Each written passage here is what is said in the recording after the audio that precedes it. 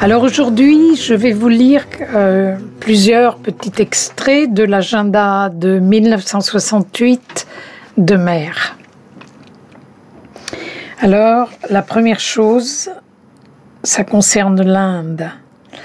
Seule l'âme de l'Inde a le pouvoir d'unifier le pays. Chaque province a sa culture propre, ses tendances, son caractère, de même qu'elle a son langage, et vouloir unifier tout cela artificiellement ne pourrait avoir que des résultats désastreux.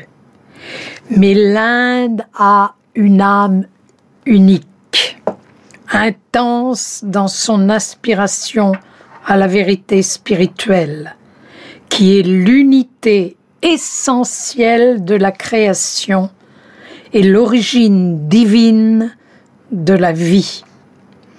En s'unissant à cette âme et à sa réalisation, le pays pourra retrouver une unité qui n'a jamais cessé d'exister dans les consciences supérieures. Alors c'est du 6 juillet 1968. Alors le 28 février 1968, un extrait d'une conversation de Mère avec un disciple au sujet d'Auroville. Il faut être d'une sincérité absolument transparente. Le manque de sincérité est la cause des difficultés actuellement. L'insincérité est dans tous les hommes. Il y a peut-être 100 hommes sur terre qui soient totalement sincères. C'est la nature même de l'homme qui le rend sincère. C'est très compliqué, car il est constamment en train de tricher avec lui-même, de se cacher la vérité et de s'excuser. Le yoga est le moyen d'arriver à être sincère dans toutes les parties de l'être. Il est difficile d'être sincère, mais on peut au moins l'être mentalement. C'est ce que l'on a exigé des Aurovilliens. La force est là, présente comme jamais. C'est l'insincérité des hommes qui l'empêche de descendre, d'être ressenti. Le monde est dans le mensonge.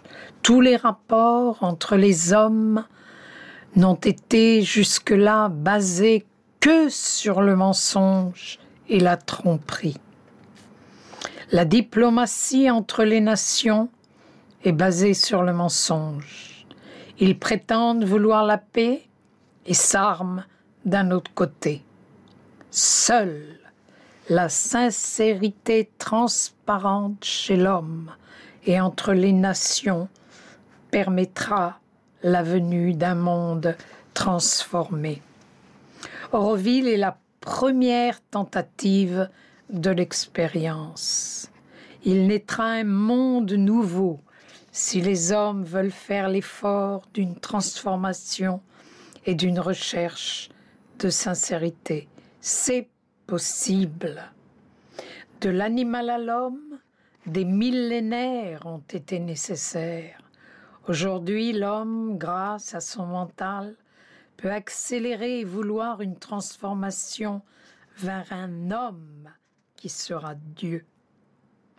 Cette transformation à l'aide du mental, en s'analysant, est une des premières étapes.